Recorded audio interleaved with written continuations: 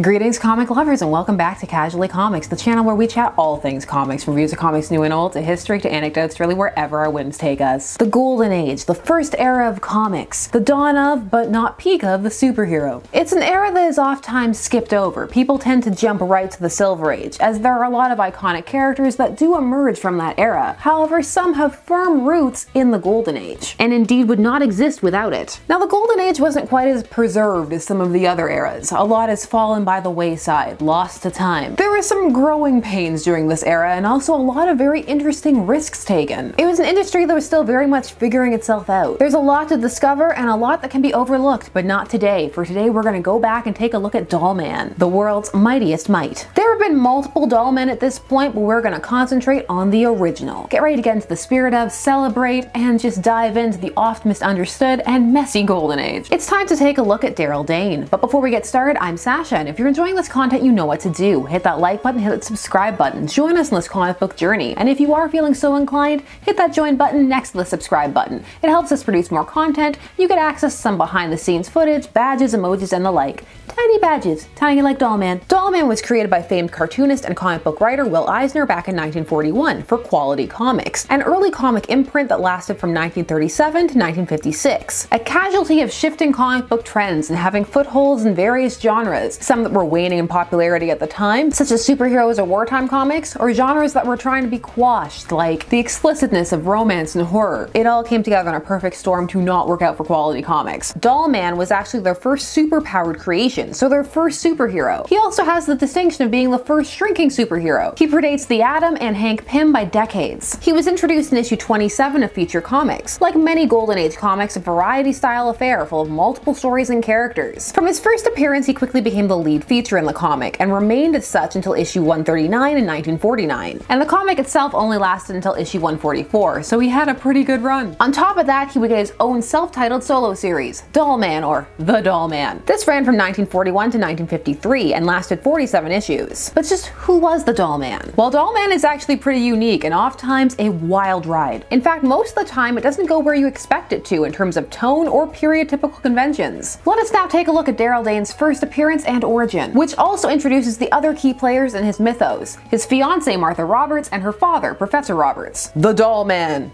The makes it sound so ominous. Darrel is working on an experiment involving some mysterious fluid. He's talking to Professor Roberts about it, who asks him, has he tried sciencing the science? And he decides that that is exactly what he's going to try. Meanwhile, Martha Roberts, his fiancée, gets a mysterious phone call from a shady character, Falco, who is blackmailing her. What do you hope to accomplish with your new fluid? I can't tell you. Sounds legit. What could go wrong? But it's all fine. A couple of panels later, whatever they did worked, and he can tell him that he's trying to perfect a fluid that will allow him to shrink a person to the size of a doll. Why? Because why not? I don't question your science, but how will it react on a human's mind? See, Professor Roberts has all the important questions, but Darrel has decided that his best option is just go full mad scientist and just up in the container, the beaker, the mysterious fluid, science fluid. This story is very succinct and to the point, but conveys what it needs to, like this panel of him drinking it and transforming. You've changed your eyes. They have a wild, evil look. Darrel is disoriented and throws a hypodermic needle at him, taking him out, revealing that despite shrinking, he still has the strength of his full size for some reason. That's good science. Martha has heard that something has happened and comes in to find her father collapsed on the floor and her fiancé a tiny doll man. Martha, look, it's me, Darrel Dane, your fiancé. Thankfully, he didn't kill her dad, just grazed his arm, otherwise this would be really awkward. I mean, more awkward than it is already. He's himself once more, and so her father asks him, is he gonna use these amazing powers for good or evil? He just flat out asks him this. Which will it be, Darrel? Good. I shall devote myself to a crusade against crime and evil. What would have happened if he'd said no? Like, no, evil. The next panel highlights one of the things Doll Man is unique for. Panels of Darrel just chilling around as Doll Man. Darrel loves being Doll Man and will take any opportunity to transform into a tiny man, even at times before it is convenient. Like he'll be doing things like being about to have to go up a flight of stairs, and instead of staying full size, he will shrink down. He's keen. Tiny, powerful fists. But we still have to deal with that blackmail plot. So Darrel follows Martha when she goes out because she's been acting odd, and it's a good thing that he does because not only is this a filthy blackmailer, but someone who tries to get fresh and assaulty. The fight Mite is visually ludicrous but also engaging, which is also a staple of Doll Man, as is no one being truly surprised by a tiny man and just taking it in stride. They all just adjust accordingly, like how quickly this gangster just tries to step on him. However, it is a bit too weird for him, so he does leave, which, I mean, fair. Darrel, you were wonderful, and I love you more than ever for what you've done. Look at him, just chilling on her shoulder. I love it. So Doll Man pledges himself to fight crime, and there is no rhyme or reason to what he faces. Murderers, the supernatural, death cults, time traveler people, people with obsession, anybody. It's all a job for Doll Man. Everything looks like a job for Doll Man. Look, down at the floor, it's Doll Man. Because of this makes this comic a deep dive into madness. This and feature comics. It's also an interesting chance to explore how trends that are evolving around the rest of the industry impact this comic and how they try and play in and out or don't work. For example, at the start, Martha and her father would know his identity and be supportive and helpful. Ultimately, it actually wasn't that big of a deal that he was Doll Man. However, in issue 1 of his solo series, suddenly they don't know. A fact driven home in issue 4, when it's just flat out stated that, who is this Doll Man? I have a connection to him, but I'm also engaged to Darrel. Suddenly, I don't know for reasons. But this would only last until issue 14, where suddenly Martha would know once more as he just casually shrinks down while driving to take on crime. This was paralleling what was happening in feature comics, where the time period of her not knowing would last longer, at least in terms of amount of issues it occurred in. She would discover his identity in issues 110 and 111, much to his ultimate relief. The abandonment of the trope would be in 1947 for both books. It just seems like they were playing with the secret identity trope, but it didn't work for them, and so they ultimately ended up ditching it. And the way some of the stories are written, it doesn't feel like they're fully committed to the trope. Abandoning it turns out to be a strength, however, because Darrel's open and honest communication with Martha is unique and refreshing. Their relationship is also presented as more stable by the fact that they're already engaged. So there are fewer stereotypical, Martha needs to make Darrel jealous plots, he needs to pay attention to her, or who will Martha choose stories. They're pretty rare, and they tend to happen more within that era where they're playing with those secret identity tropes. Instead, we have Martha having her own separate interests and desires. Like, there's an issue where she has a mild gambling problem and that drives the plot forward. They also have interests that they pursue separately. A good example of that is issue 23, wherein Darrel isn't interested in attending a Beethoven's Fifth Symphony concert because he thinks it's boring. That's the trouble with you, Darrel Dane. You have no appreciation for the finer things. You lack culture. I'm just a low brow, I guess, but have a good time anyway. And so she goes, and it's fine, except that there's a supervillain who shows up. But even then, it's not like Darrel bursts in because he came anyway. No, they genuinely just went and had separate evenings. They have different tastes and are still a couple, and it's fine, and they're not constantly obsessing about what the other is doing. They can live as individuals and as a couple. It's amazing. Take notes. Every era ever. For a couple of issues in Doll Man, Martha actually got her own stories, simply called Martha, where she solved mysteries and took out goons on her own. And when I say took out, I mean took out. Here's a panel from issue 13 of her punching a goon in the face. On top of that, while Martha would get into trouble and end up getting hurt in these issues, it rarely ended up feeling damsel-y, and there are a couple of reasons for this. One, it didn't happen all the time. It wasn't a rinse-repeat type formula that they tried. And two, when it did happen, it rarely happened because Darrel was Doll Man. It happened because she was embroiled in whatever plot or situation was unfolding. It was a byproduct of the circumstance, not a byproduct of the fact that he was Doll Man or that she knew him. Martha would ultimately become Darrel's crime-fighting partner, Doll Girl. Yes, I know, not Doll Woman, Doll Girl. It's the 1940s. Men are men and women are girls. She really held her own, though the means by which she became Doll Girl are pretty convoluted. And for that, we need to examine one of the problems with Doll Man as an early Golden Age concept, and that is the fluidity of his lore, as it were. Let's take a look at how he gets his powers. So initially, Darrel got his powers through science fluid, and then a few issues later it would be described that he had distilled a pill that he could take that would make him shrink down in size. But there was a lack of detail. How long did it take to work? How did it work? Etc. And so ultimately that was changed. And suddenly he would be able to simply shrink himself down at will his molecules to a smaller size. And they don't mention if this is a result of the early experiment or not. That's simply the explanation. How? Cuz, don't question Doll Man. It was this will process that allows Martha to train herself. She's training in willpower when she joins him in issue 37. This is in 1951. Now, her and her father aiding him was nothing new. Her father had actually built him a doll plane in issue 15, which he hilariously thinks is trying to take him out at first. A toy plane is trying to kill me. Once he realizes what it is, though, he gets super into it. My own plane. I can hardly wait to try it. The doll plane doesn't become a staple though. A lot of the tropes that they try out flit in and out, as they really appear to be playing with what's popular, passing it through Dollman and seeing what works and what doesn't. For some reason, Dollman tends to work better without all these trimmings and trappings, probably because his base adventures are so off the wall. By not having a lot of these period typical things, he stands out, though that may be the modern perspective I live in talking. Back to Doll Girl. This cover is playing on the classic Gotta Save the Girl, but inside on the teaser page they reverse it. Dollman gets tied up a decent amount in his comics. A story in issue 13 stuck out to me just because of how shady the villain was proposing it.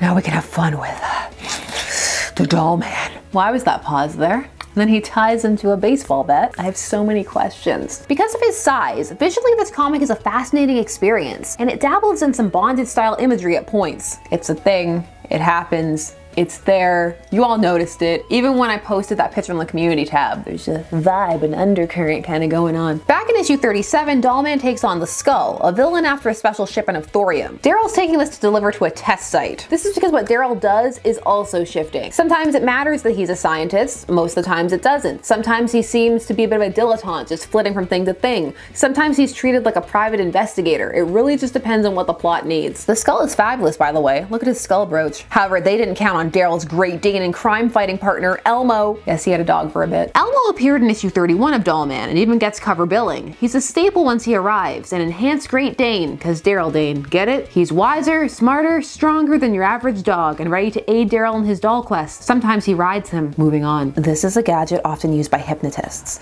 It controls a victim's willpower. I'm developing my willpower to resist it. Have fun. I guess there's no sense in asking you why. Darrel doesn't ask questions or have a consistent accent. He's just supportive. However, it's after getting struck on the head by a gun that Martha suddenly develops the ability to will her molecules as well and can shrink and magically has a matching inverse costume, so they're a cute little doll couple. Initially, she sewed his costume, so I guess it kind of makes sense that she would make a similar one, but the costumes just appear and disappear as they transform. Again, it's one of those things that's not really explained, it just happens. It's this lack of consistent lore and explanations which are really where this series falls down. For example, on something very basic, Dollman's size. Dollman can only shrink to one size. He's not fancy, he can't go in between like his modern day contemporaries or people who would come later. However, because of drawing styles and errors in perspective, his size vacillates wildly. He is in no way consistently sized. How big is he? Tiny, fun size. Dollman. Look at this panel from issue 4 of Dollman. I thought he was Dollman here, but he's not. They've just really foregrounded her legs so we can look at those sweet gams. What a dame. Dollman's own comic was a madcap thrill ride with unexpected turns and twists where he could be fighting a witch in the first issue and a judge with a hanging fetish in the next. It certainly made it an exciting read, but also an uneven one. Darrel has no real motivation for fighting crime. More often than not, it's just that he's there and stuff is happening and it's like he's looking for thrills or excitement. He just jumps in because that's what protagonists in these stories do. He's Dollman. He loves to be Dollman. Period. However, this comic does also avoid some tropes you may expect that it would fall into. For example, any boys shouldn't play with dolls sentiment is not present here in the slightest, nor does Darrel ever express any insecurity about being tiny, nor do the people who face him use it to mock him. Instead, they just adjust their strategies. It's not even a concept form of what if I got big. That's not even there. Take it off the table. Because of all this, Dollman can end up subverting some of the traditional masculine tropes you would expect, and Darrel comes across all the more confident because of it. Confident in his hero identity and his relationship. In fact, on the latter note, once Martha becomes Doll Girl, he just accepts her, not as a sidekick, but as a partner. He says she'll have to train for a bit to face the shenanigans that surround being a doll person, but ultimately he's happy that she's there. And this transitions to them working together in their civilian life and in their superhero life. And they even go on little dates as doll people and sit in the moonlight. It's cute. Their love is real. I support it, even though sometimes I feel like Dollman could also have been a gay icon. Lore all over the place. Darrel, solid. Costume, great. Now the feature comics came out monthly, while Dollman came out quarterly at the start. So over in feature comics, you would have the wartime Dollman escapades because it ran more during the war periods in that magazine. But there would also be tons of off-the-wall adventures there as well, more so than wartime stories. These stories were just as mad as Dollman's solo series. Here's a random escapade. Issue 68, Dollman versus the Bearded Lady. But it all works out. Look, she's shaking his hand. There are so many interesting Dollman adventures that I could linger here for the rest of the video, just going through them and sharing them with you. They're so fantastically random. Here's a Feature Comics 93 cover. I mean, are Dollman and Wonder Woman competing? I think they are. Who's winning? However, like the Golden Age itself, this era of Dollman must end, and we must move on. Dollman would be cancelled in issue 47 in 1953, and quality would go under in 1956. Many of the popular characters would be purchased by a rival comic book company, National Comics Publications, known today as DC Comics. But even though they had the rights to these characters, for many it would be quite a time before they appeared again. For Dollman, it would be decades. And when he would re-emerge, it would be in the Bronze Age. 1973 would see the return of Dollman alongside 5 other Golden Age heroes from Quality and Justice League of America 107. They would now have a very different purpose. As they had all been heroes who had been active in wartime, that now became the predominant basis for their backstories, regardless of how much time they'd actually spent engaging in those propaganda-style comics, which for example in Dollman's case was actually not that much. Instead, as mentioned, he did anything and everything. There's an issue where he fights a gangster who thinks he's from Napoleonic times. Great. However, the fact that they were all from this period worked when it came to the construction that DC wanted to create, which was the Freedom Fighters, created by Len Wein and Dick Dillon, a team who fought Nazis and Hitler on Earth X, where Hitler had won World War II. The Justice League issue in question, 107, Crisis on Earth X, features members from leagues of both Earths 1 and 2, and they find themselves pulled to the parallel world Earth X. This was while they were dealing with their usual traveling back and forth, because at this period you would regularly have stories occurring on Earth 1 and 2. They would just hang out and visit. It was a thing. For example, Black Canary initially came from Earth 2 to Earth 1. That's how she got with Oliver Queen after her husband died, and it's a thing. We have a Black Canary video. Now this is an ensemble, so there's not a lot of focus on Dollman specifically, although all of them get a recap page giving the basics of their powers. This was a 2-part story, but it wouldn't be the end of Dollman in this era. The Freedom Fighters would get their own series, which would last 15 issues in between 1976 and 1978. Although in the first issue there's a typo on one page where he's called Darrel when they're reintroducing them, and I'm so glad that is not his name. Dollman here has a bit more of a traditional, stereotypical hero type attitude, as is typical of the Bronze Age. No, affable, there to help. Less of a kind of thrill-seeking vibe that you got a bit from the Golden Age. For example, in the first issue of Freedom Fighters, he's registering for grad classes but stops when he hears screams, running out and leaping out the window as Dollman. The fact that he's a scientist comes more into play in this run too. It actually factors in, and he will invent things for the team. The series at the start would see the team coming to Earth 1, as the problems on their Earth had been solved in the crossover, and it was no longer overrun with Nazis and was becoming a democracy, and so the explanation was that they came over because they were bored and still wanted to do good. Dollman would develop a new power during this era and while on this team, and that was vaguely defined mental powers. Seemingly something along the lines of telekinesis, as he could now do mental blasts that would knock opponents or objects, and he could levitate. Funnily enough, just like the Golden Age, this was not consistently implemented. Martha Roberts would be reintroduced, both on Earth 1 and on Earth X. On Earth 1, she would be a reporter. The Earth X version would have also been involved in a relationship with Darrel, but she died, tortured to death by Nazis. Fun. Freedom Fighters actually does a loving ode to his first origin, before it goes off in the new Earth X direction. Dollman did tell Earth 1 Martha about that, but she found herself kinda falling for him anyway, but their relationship didn't last because she cared more about her job than him. Now the timing around Earth 2, Earth 1, and Earth X is where things get a bit complicated, but we're gonna discuss that in just a second. Side note, in issue 14 of this issue, they team up with Batwoman and Batgirl at a carnival, and I was like, wait, is this the same outing from that Batman Family issue we covered, where Barbara and Kathy meet for the first time and they take on Mothman and the Cavalier? Please say it is. Make my day. This is also the issue where Darrel laments that he loves that world's Martha, but she doesn't love him. This series was ultimately cancelled before the main through plot could be concluded, and that was when they first arrived on this Earth. Right away they were framed. The Silver Ghost set it up, and so for the rest of this comic they were actually trying to clear their names. But this wasn't the end of Dollman. Dollman was also a guest star on the All-Star Squadron comics. And here's where it gets confusing. Let's talk about these retcons. There was a retcon that would alter it so that the Freedom Fighters weren't initially from Earth X, but actually initially from Earth 2. Earth 2, of course, being the Earth where the Golden Age heroes resided in the DC universe. This was pre-Crisis on Infinite Earths in 1985. So the story now was they started there and then migrated over to Earth X. However, after Crisis this would change. Crisis was the event that tried to compress all of the multiverse into one Earth, and so it tried to make all of the history streamlined. So this meant that the Squadron was now the main team and the Freedom Fighters became an offshoot team, and Dollman was on both. Problem solved? Now Darrel in the Bronze Age is fine, though his powers do still suffer a bit from vagaries. The team really starts to hit their stride as they go on, but they suffer from being in an era A when DC had to pull back their titles, and B, existing alongside the Justice League and All-Star Squadron and other teams. So A, there's a bit of team burnout, and B, there's a bit of what can they bring to the table that's different? Well, their wartime origins and wartime adventures, but by bringing them over to Earth 1, that was gone. So in a way, by tying them so specifically to a period-centric origin, it ended up in the long run in a way limiting what they could do and how they were seen. It did edge towards some of the madness of Golden Age adventures, but in an ongoing Bronze Age format. Some really enjoyed it because it was novel. Wartime era comics and heroes really have their appeal for certain fans. Still, Darrel maintained the same traits he had in the Golden Age, but without that Golden Age touch. But the whole loving a counterpart of your dead lover on another Earth thing was interesting. He comes across a bit more like a cog in a machine here, an interesting cog who gets plots, but it doesn't feel as much like he could hold his own, which, as we saw from the Golden Age, he most definitely can. After Crisis, you wouldn't hear much from the Darrel Dane version of the character, and what you would wasn't great. And so we harken back to his origin, the question of what does shrinking like that do to your mind? Well, this is the thread that post-Crisis decided to pull upon. In 2007, when the Freedom Fighters were revived, it was revealed that he had gone insane and was actually in a mental institution because he had been rendered unstable because of all that shrinking. He ultimately shows up in the series, name spelling changed, alongside appearance, and is a villain they face, struggling with a personality disorder because of aforementioned shrinking. The whole comic is dark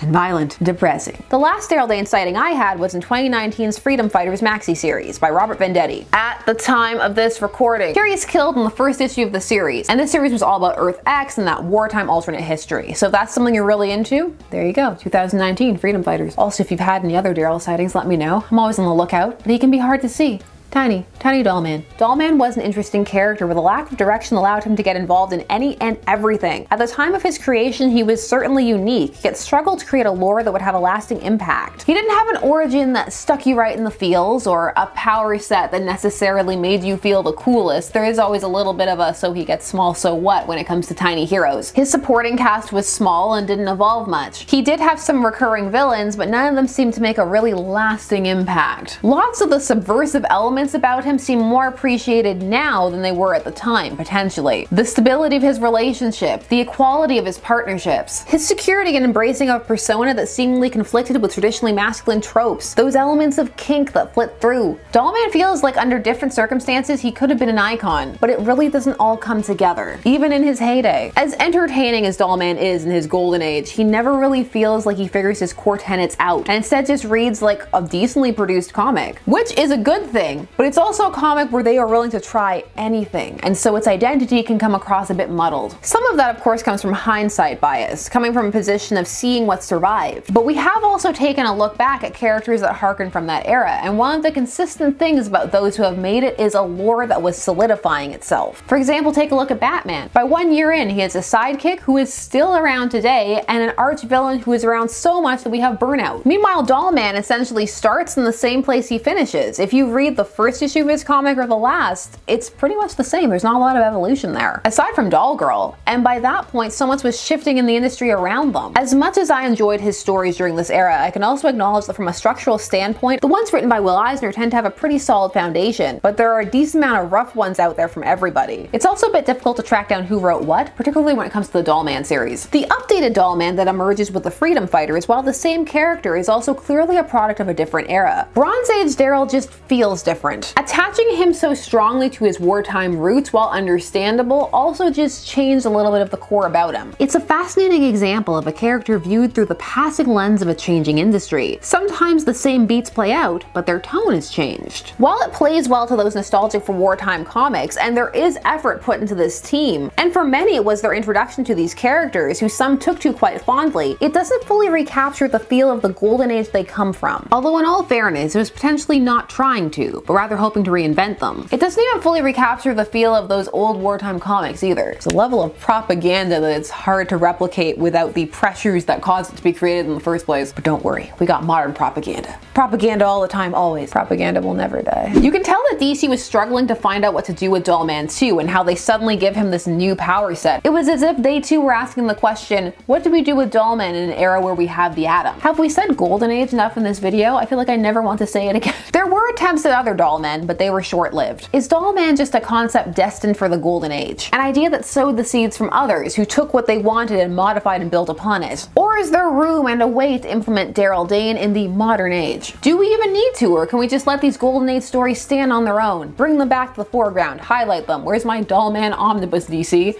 One sale, totally worth the price of print. I found Doll Man when I stumbled across one of his covers and was not sure if it was real or not, so I had to seek it out. What I found was a world full of interesting and exciting, if not always fully thought out adventures. Doll Man stayed with me. There was something about him that perhaps cannot be replicated. Either way, I'm glad I got to know Doll Man. And I can understand why there was an attempt to bring him back. So that's the history of Darrel Dane, but now I want to hear from you. Were you a fan of the Doll Man? If so, in what iteration? Had you heard of him before? Are you gonna seek him out now? Let me know all of your thoughts down below. And while you're down there, please do all the YouTube things. Like, share, comment, subscribe, and hit the bell notification so that you never miss a vid. Thanks so much for taking some time out of your day to spend discussing comics with me. I always appreciate it, and I will see you again soon.